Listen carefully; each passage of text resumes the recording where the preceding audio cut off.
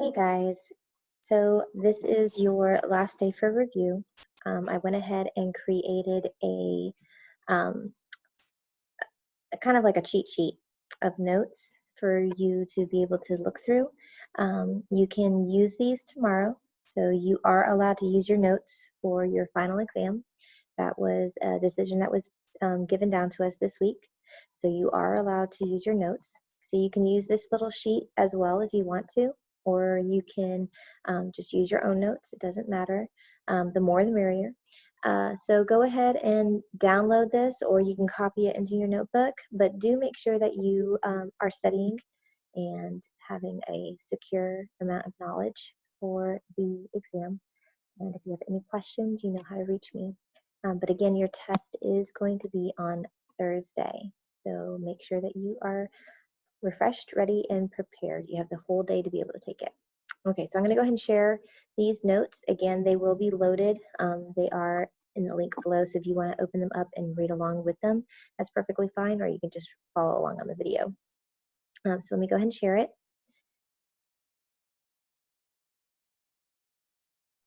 Okay, so here is basically a breakdown that I have done for all of the different segments that we've covered for this semester. You'll notice that there's not radicals on here because we did not put radicals on your final exam. We stuck with just Pythagorean theorem, functions, linear functions, bivariate data, which is your scatter plots and two-way tables, and then what we just ended with, which was systems. So let's go ahead and talk about Pythagorean theorem. Again, I just gave a basic breakdown of all the information that you would need. So the Pythagorean theorem, I put it here, a squared plus b squared equals c squared. Just keep in mind that a and b are the legs of your right triangle, which is the two smallest sides, and c is going to be the hypotenuse, which is your largest side.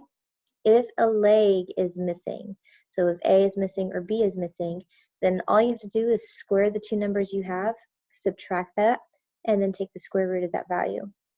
If the hypotenuse is missing, so that's that diagonal measurement, so if they ask you for a diagonal, they're giving you a square or they're giving you a rectangle, and they give you the base and the height of the rectangle, and they want to know the diagonal measurement, stuff like that. If they give you a computer, what's the diagonal measurement of the computer? If they give you a lawn, what's the diagonal measurement of this, rectangular lawn? Anything that's asking for diagonal, that would be the hypotenuse. So then you would just square the two leg measurements that they gave you, add those together, and then take the square root. So there's a difference. If it's hypotenuse, you add them at the in the middle. If it's the leg that's missing, you subtract the two squared numbers. And then I gave you the distance formula. I know a lot of you were commenting that you have a hard time remembering the distance formula. Well, congratulations. You don't have to worry about trying to memorize it now. It is going to be allowed to give to be in your notes. So I've just located it right here for you. Okay. Functions and linear functions. Let's go ahead and talk about that. Functions. In order for it to be a function, you can only have one range, one y value for every domain, every x value. That means your x can never repeat. Okay, so if x is 1 and y is 7, then you can't have x being 1 again and y being a different value. X is not allowed to repeat. Your y can repeat, that's perfectly fine, but your x is not allowed to repeat. If it is a function, it must pass a vertical line test. So if you're looking at a graph, the vertical line test is where you draw a vertical line anywhere on the graph, and it can only pass through one point on that function. If it passes through more than one point on the function, it is not a function. Linear functions. In order for it to be a linear function, it just has to have a constant rate of change or a slope, because that makes it a straight line.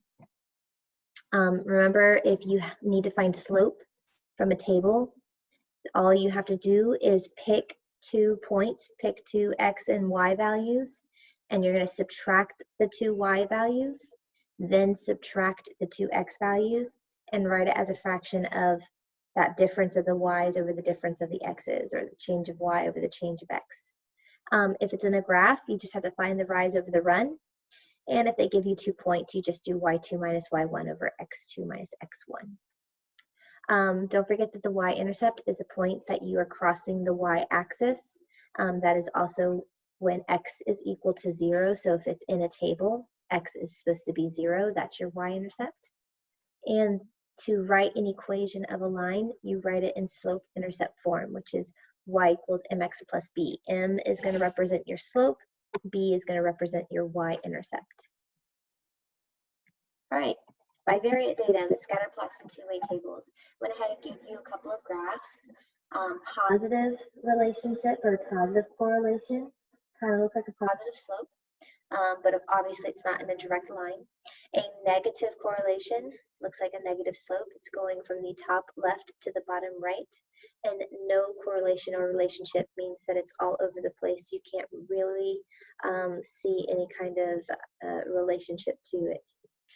If you're talking about word problems, a positive correlation is going to have the same pattern for your x and your y, meaning if your x increases, your y increases. If your x decreases, your y decreases. So I gave an example, studying versus your test scores. The more you study, the higher your test score should be. The less you study, the lower your test score should be. So that's a positive correlation. You increase your studying, it should increase your score. A negative correlation, I went ahead and went with the situations that we're going through right now. You know, x is going to have an opposite effect to y, meaning if x goes up, y goes down. So I went along with the whole washing your hands versus getting sick. The more that you wash your hands, the less likely it is that you should get sick, or the less often you should be sick. So I'm increasing one so that I can decrease another. Or if I decrease one, so if I don't wash my hands a whole lot, then I'm increasing the chance that I'm going to get sick. So those are opposite effects that causes you to have a negative correlation. For line of best fit, I know a lot of you were concerned about how to be able to identify the line of best fit. The best suggestion that I can give to you is to go ahead and make a plot of every single one of the equations they give you. They're going to give you 4 equations. You probably can eliminate one, maybe even 2 equations just based off of the slope. If you notice that your graph is a positive correlation, but you have 2 equations with negative slopes, you can get rid of those because obviously that's not going to be a representation if it's a positive correlation. So get rid of anything that has a different slope. You know, if it's a positive, but they have a negative, or if the graph is negative, but they give you a positive. Get rid of those first, and then whatever's left over, plot it. And if it has an equal representation of points above the line as it does below the line, that's your best fit. That's your line of best fit. Two-way tables. The other question that a lot of you had about two-way tables was the percentages, how to find the percentages. So to find a percentage in a two-way table, you look at the situation that they're giving to you, and it's basically taking the part, dividing it by the whole, and then multiplying that by 100. So for example, if you wanted to know the percentage of sports players that are girls, that are females, well then you need to find out how many sports players are girls, the number of sports players that are girls, and you're going to divide that by the number of total sports players. So that means girls and boys that play sports. So take that, divide it, and then multiply by 100. All right, and then the last thing that we talked about, our last unit, system of equations. If you have parallel lines, that means that it's no solution. If you have a single line, that means that you have infinitely many solutions.